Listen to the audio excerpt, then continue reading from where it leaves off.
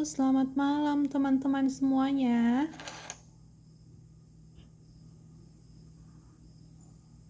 Malam, Bu.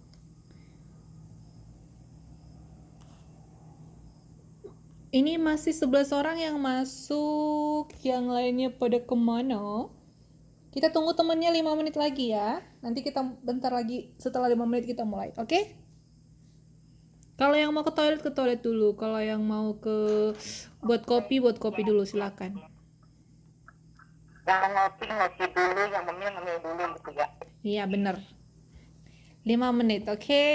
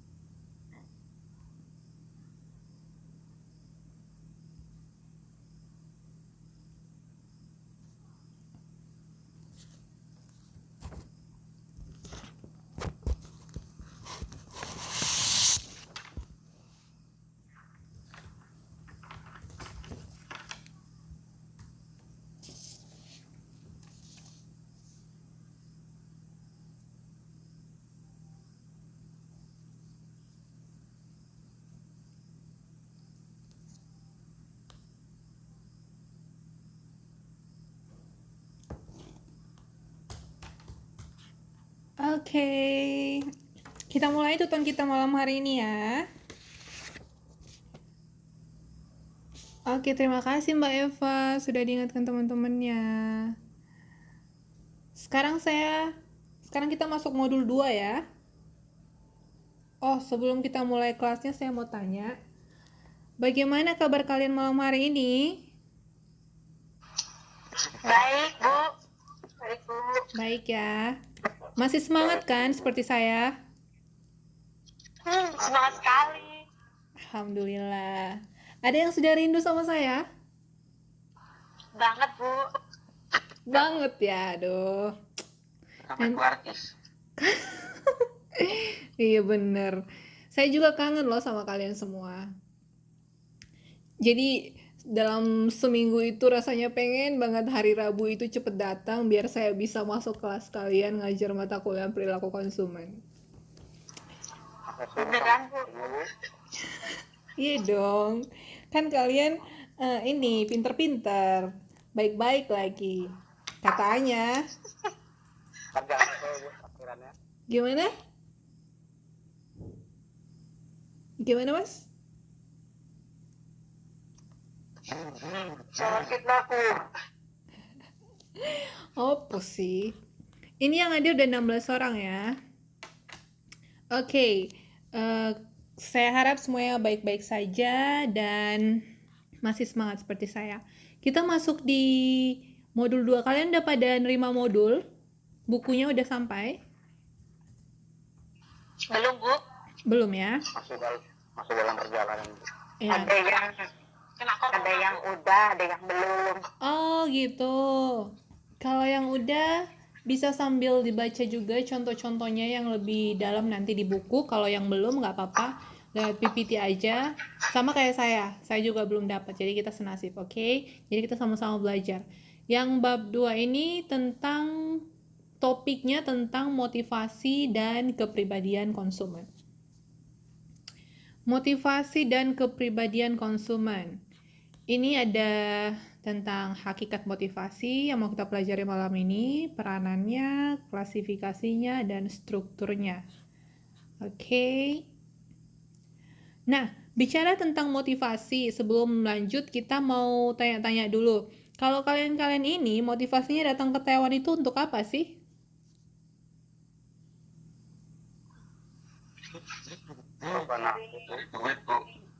Cari duit. Ada yang lain?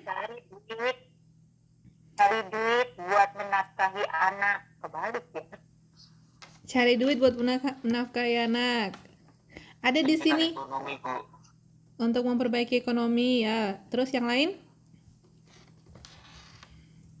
Dapat pengalaman baru. Dapat pengalaman baru. Oke, bagus ya. Bisa naik pesawat, Bu. Oke, boleh. Naik pesawatnya lama gitu ya di perjalanan. Ya. Oke, jadi motivasinya bagus-bagus. Ada di sini yang motivasinya mau ikut-ikutan? Saya mau motivasi datang ke Taiwan cuma mau ikut-ikutan gitu. Atau mau cari jodoh gitu. Dan lain-lain. Ada?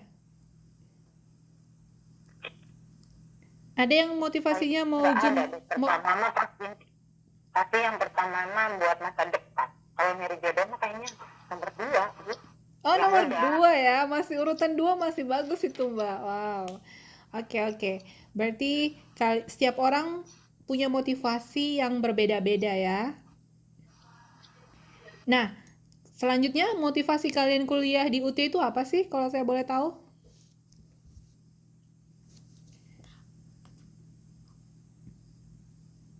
Ayo. Jangan bilang cari jodoh ya. Dapat ilmu, Bu. Dapat ilmu. Menambah ilmu. Dapat ilmu. Ada yang motivasinya ikut-ikutan biar keren? Atau ada yang motivasinya, aduh, gini loh Bu, saya itu udah kebanyakan duit, terus bingung gajinya mau dikemanain. Nah, biar gaji saya ini bisa dibagi-bagi, jadi sayanya kuliah di UT biar uang saya itu bisa bayar uang kuliah gitu, soalnya kebanyakan duit. Ada gitu motivasinya? Ini malah kurang-kurang Bu. Ada lah Bu kayak gitu mah. Iya, saya mau pastiin Nggak ada aja. Bu kayak gitu mah. Saya mau pastiin aja, siapa tahu di kelas ini ada kan Mbak, jadi saya harus oh ini ada yang kebanyakan duit nih, udah duitnya ke sini aja gitu. Oke, jadi semuanya motivasinya untuk menambah ilmu, untuk menambah pengalaman, terus biar dapat gelar ya, iya kan? Iya. Iya, bagus ya. Oke, nah setiap orang punya motivasi masing-masing. Mana PPT saya tadi?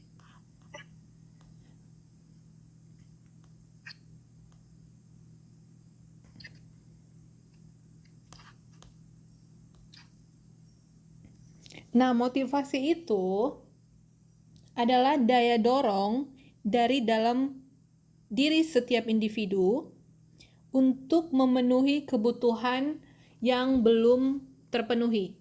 Jadi, dia dalam skemanya seperti ini. Dari yang paling awal ini ada kebutuhan atau keinginan yang tidak terpenuhi. Nah, keinginan ini timbul adanya tekanan. Nah, dari tekanan ini muncul yang namanya dorongan. Dari dorongan ini, melalui proses belajar atau melalui proses kognitif, kita melakukan sesuatu atau berperilaku. Melakukan sesuatu itu tujuannya untuk memenuhi kebutuhan. Gitu.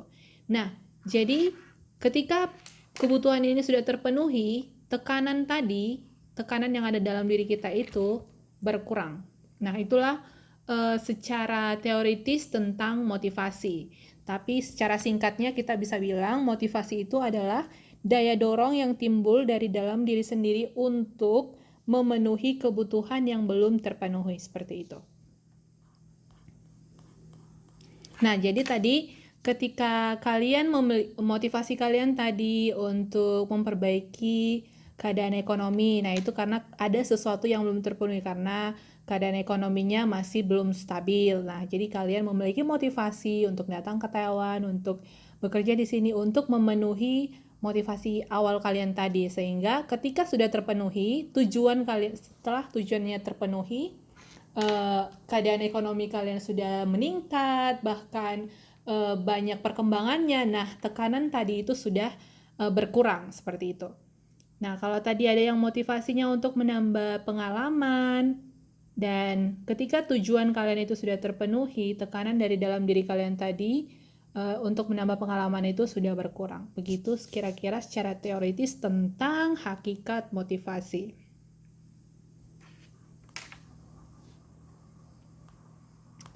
Oke. Nah, tadi kan kita bahas tentang motivasi karena ada satu kebutuhan yang belum terpenuhi. Bentar ya, saya pasang charger dulu.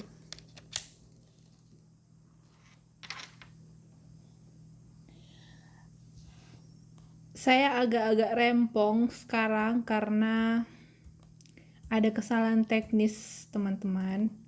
Jadi gini, saya mungkin akan bolak-balik bergeser-geser karena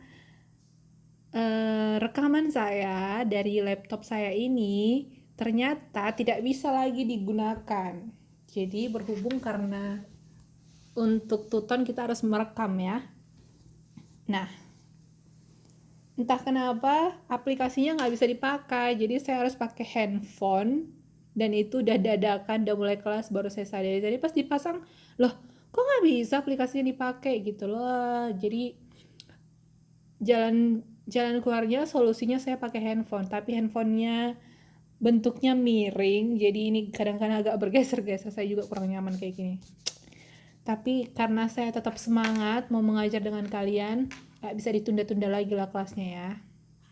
Jadi kalau nanti saya agak bergeser-geser atau banyak gerak-gerak, mohon dimaklumi karena saya proses merekamnya pakai bantuan eksternal.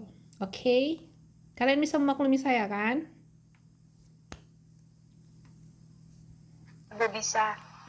Kalian baik sekali sih, saya jadi terharu. Oke, selanjutnya tentang kebutuhan konsumen. Jadi ada dua kebutuhan konsumen itu dibagi dua. Yang pertama, kebutuhan primer dan kebutuhan sekunder. Ini udah sering kita dengar ya. Apa sih kebutuhan primer itu? Kebutuhan utama Bu yang I- harus Kebutuhan pokok, Bu. iya itu. benar. Ya ya itu. Iya benar. Contohnya apa yo? Sehat, pakaian, segala Hmm. macam begitu, Bu. I- Makanan. iya benar, pinter kalian. Nilai 100 ya, Mas Arya Silaen. Saya panggil Mas atau panggil Bang? Atau panggil Pak? Om. Om. Oke, 100 poin. Apa? Opung. Oh, janganlah. Oke, Ketuaan ya. Panggil Bang ini, Bapak. Bu. Abang ya. Apa aja boleh asal jangan dipanggil Mbak aja lah ya. Oke. Nah, jadi kita ini udah sering dengar kalau kebutuhan itu dibagi dua, kebutuhan primer, kebutuhan sekunder. Kebutuhan primer itu kebutuhan pokok, contohnya makanan, minuman, baju, tempat tinggal. Nah, kebutuhan sekunder itu kebutuhan tambahan, jadi kebutuhan-kebutuhan lain di selain yang kita sebutkan tadi. Contoh kebutuhan sekunder kalian itu apa sih? Handphone, Bu. Apa? Gadget. Gadget. Pendidikan juga boleh, Bu.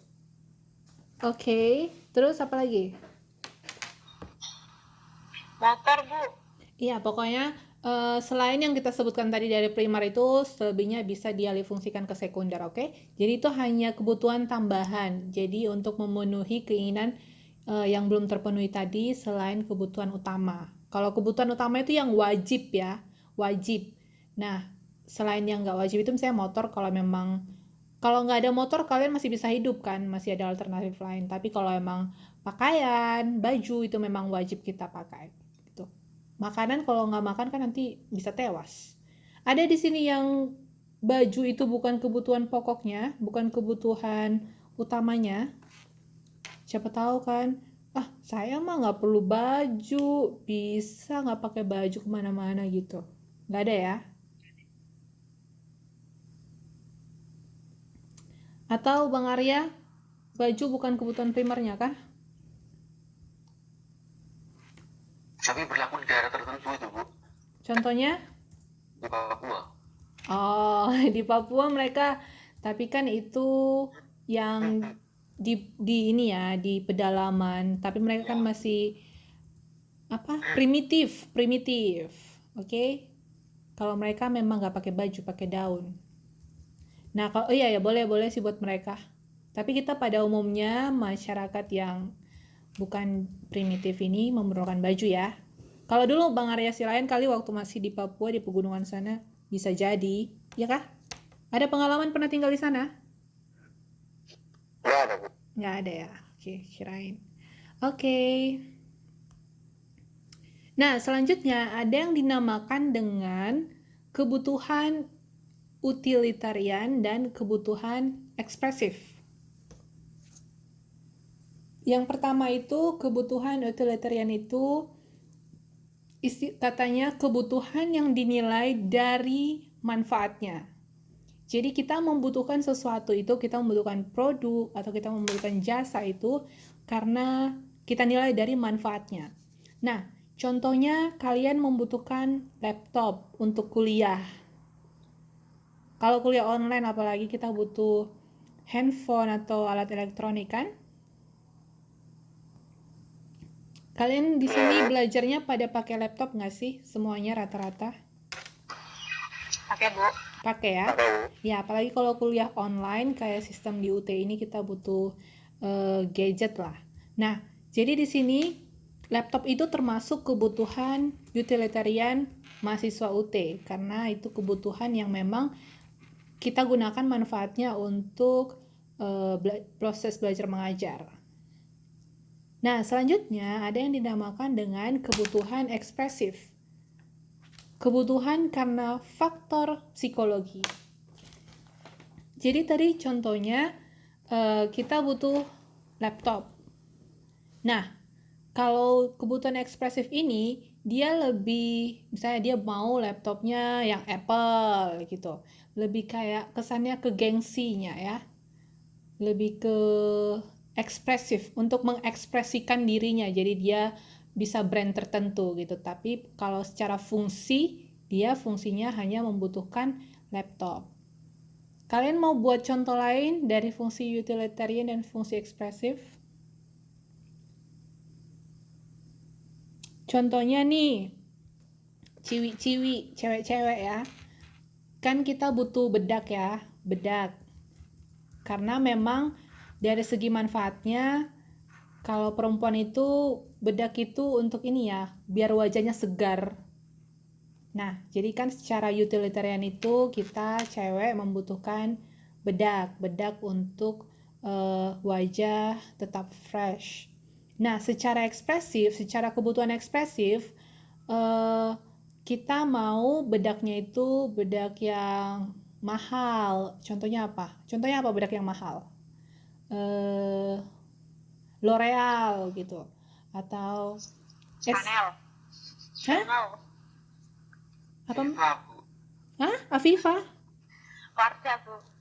Wardah, oh boleh Wardah gitu, tapi ada brand-brand tertentunya gitu. Jadi dia memang setiap orang secara psikologis beda-beda ya. Ada yang suka Wardah, ada yang suka SK11, ada yang suka bedak yang apa tuh, yang dari Korea, diimpor dari Korea, Innisfree dan lain-lain seperti itu. Tapi secara utilitarian, secara manfaatnya yang kita butuhkan itu hanya bedak gitu. Nah, secara ekspresifnya kita bisa lebih faktor psikologisnya lah. Mereka maunya, sukanya, seleranya itu yang mana, yang mahal, yang menengah atau murah. Kalau saya sih yang biasa-biasa aja lah, pakai Wardah aja. Jadi secara ekspresif saya memilih Wardah saja. Ada yang sehati dengan saya di sini, bedaknya pakai Wardah? Saya, Bu, pakai Wardah. Oh iya, pasti kamu cantik.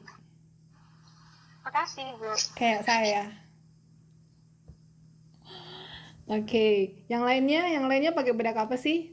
Kayaknya pakai bedak mahal deh. Yang lainnya gimana? Ini yang ngobrol. Dan kita, Bu. Dan itu. Gimana, Mbak? Pakai bedak kita. Oh, pakai bedak Viva. Pasti ini awet muda ya. Saya hanya bisa membayangkan. Saya hanya bisa membayangkan aja deh dari bedaknya aja. TTM1 kita nggak ada ya? Udah aja, Bu. Diganti online, Bu. Iya.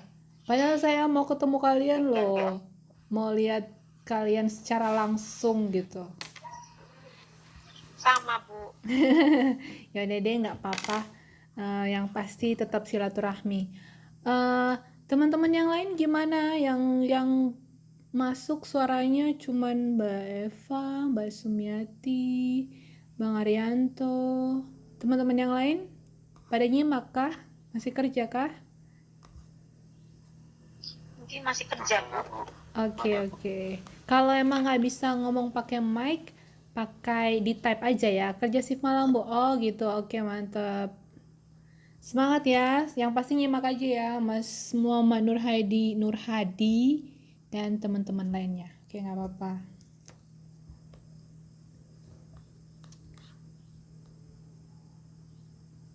Nih, selanjutnya perilaku berorientasi. Nah, jadi perilaku ini ada dua tujuan. Tujuan dan tindakan untuk memenuhi kebutuhan itu ada dua, dibagi dua. Yang pertama, tujuan umum secara generik. Yang kedua, tujuan khusus secara spesifik.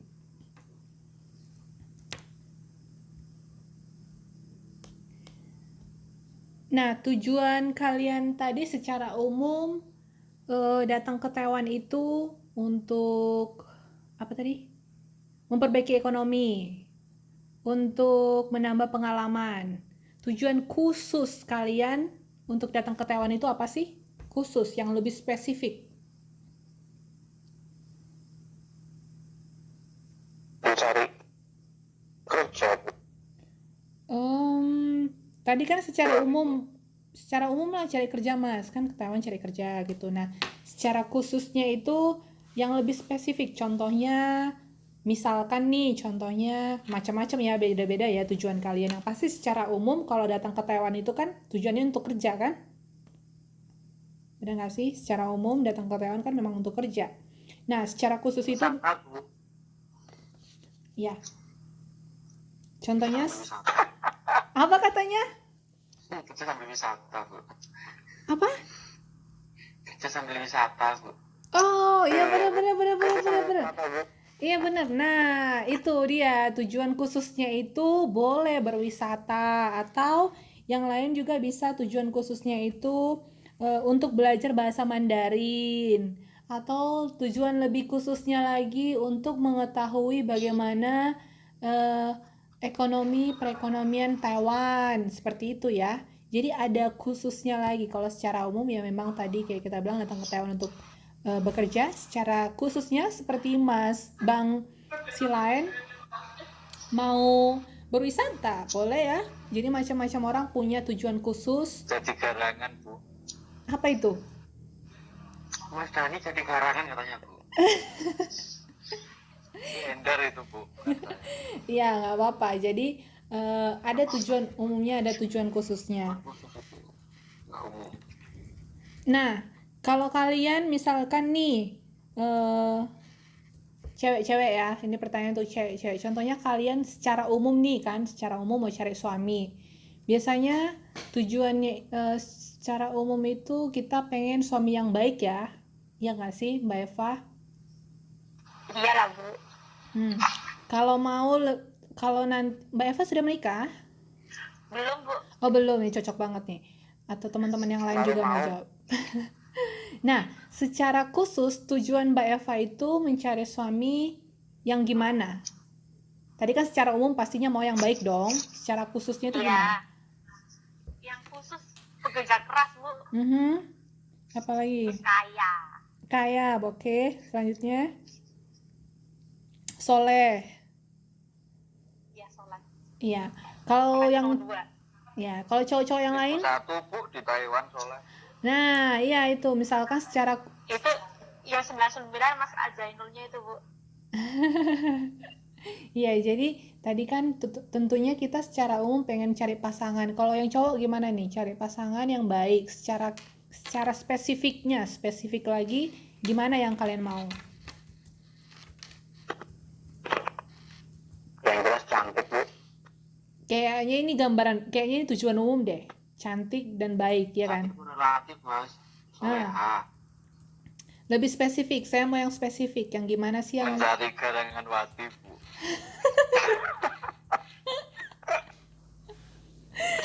Oke, terus?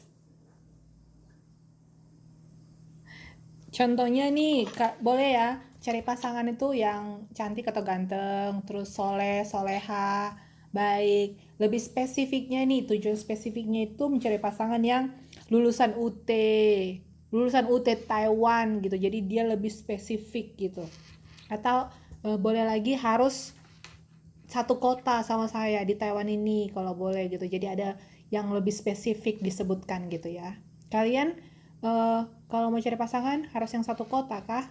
Harus satu kota loh kalau saya, biar nggak bisa jauh-jauh nanti keluarganya, karena saya juga bakal kangen family saya gitu. Karena tidak ada tujuan khususnya, Bu. Kalau luar kota, Bu. Gimana? Kalau yang luar kota kan bisa ada tujuan khusus juga. Oh iya boleh. Tapi tadi contoh ya, misalkan dia pengen yang satu kota, cari pasangan yang satu kota, terus yang lulusan UT Taiwan, lebih spesifik lagi gitu kan, banyak UT gitu ya. Jadi yang namanya tujuan umum ini memang secara umum pada dasarnya orang-orang bakal memiliki kebutuhan itu, dan misalnya tujuan khusus ini biasanya lebih spesifik ke personality masing-masing orang gitu. Jadi nanti kalau misalkan ada pertanyaan, ada membuat contoh tujuan umum, tujuan khusus, ya ingat aja contoh-contoh yang lebih spesifik itu berarti tujuan khusus gitu. Oke, selanjutnya ada yang dinamakan dengan hierarki kebutuhan Maslow. Kalian udah pernah dengar tentang hierarki kebutuhan Maslow nggak sih?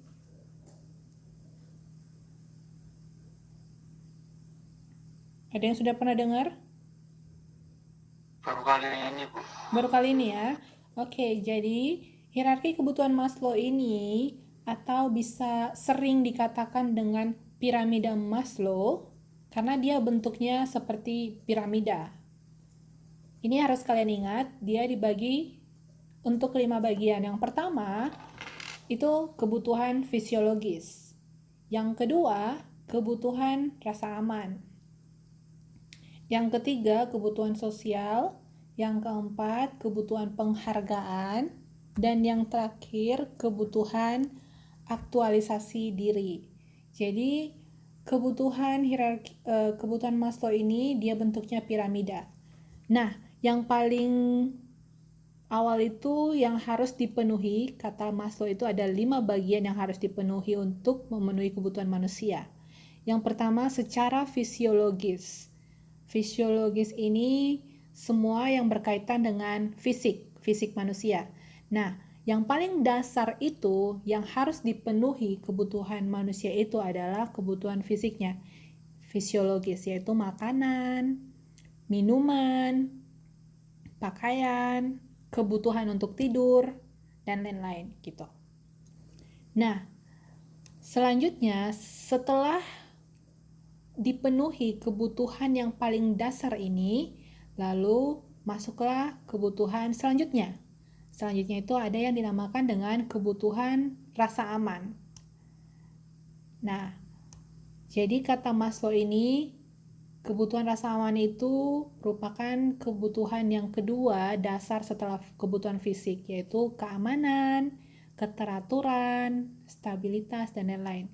Nah, tadi Maslow bilang kebutuhan fisiologis itu yang paling dasar itu makanan, minuman, tidur, pakaian. Kalian setuju nggak? Ada yang di sini saya bisa hidup tanpa makan.